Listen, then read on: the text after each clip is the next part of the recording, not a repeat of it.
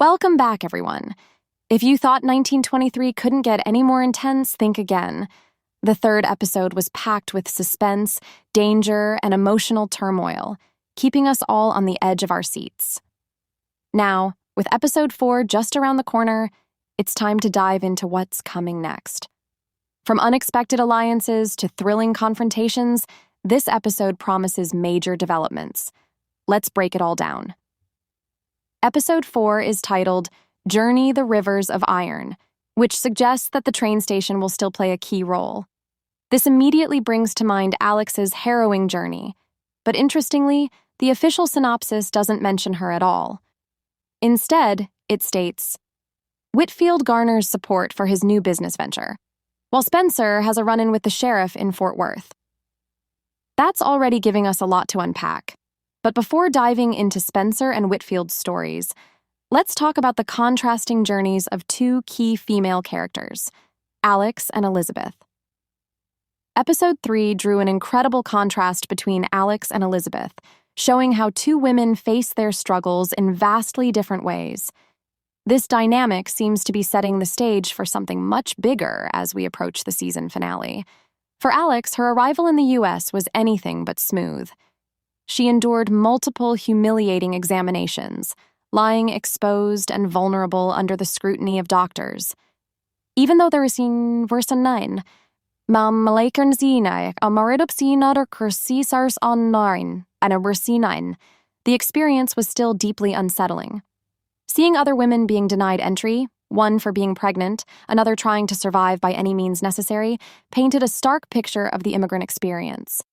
Even as an educated English woman, Alex was subjected to intense scrutiny, making us wonder just how much worse things must have been for other immigrants. In one poignant moment, Alex quoted The New Colossus by Emma Lazarus, the famous poem inscribed on the Statue of Liberty. The irony? She was experiencing anything but the promise of freedom and opportunity. Then, there's that chilling moment at the end of her scenes, when a strange man follows her into the bathroom. Thankfully, the Season 2 trailer gives us a hint of what happens next. The same man is seen grabbing her, covering her mouth. But later, we see Alex escaping, her clothes disheveled and drops of blood on her.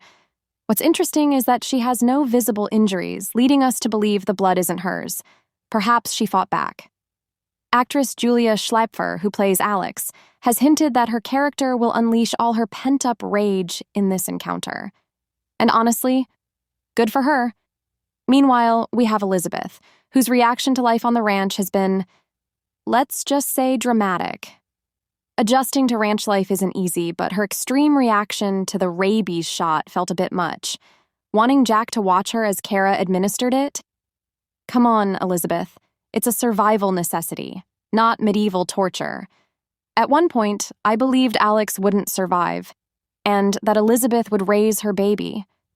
But now, I have serious doubts. What do you think? Who will make it to the end? Back in Montana, things are about to get even more intense.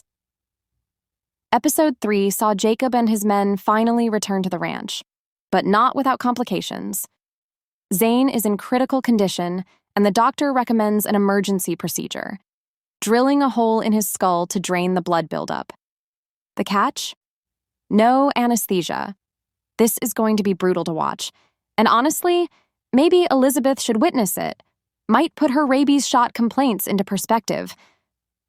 Meanwhile, the Duttons seem to be in a brief moment of calm before another inevitable disaster strikes. On the other side, we have Whitfield. In episode 2, Whitfield had his eye on Norwegian men skiing, which seemed to spark a new business idea.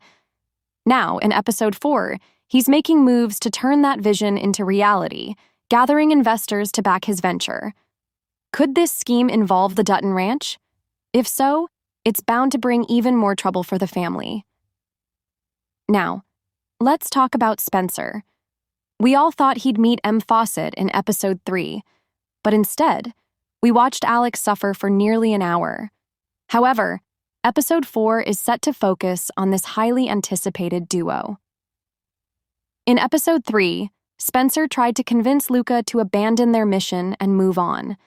But Luca, a deeply family-oriented man, refused.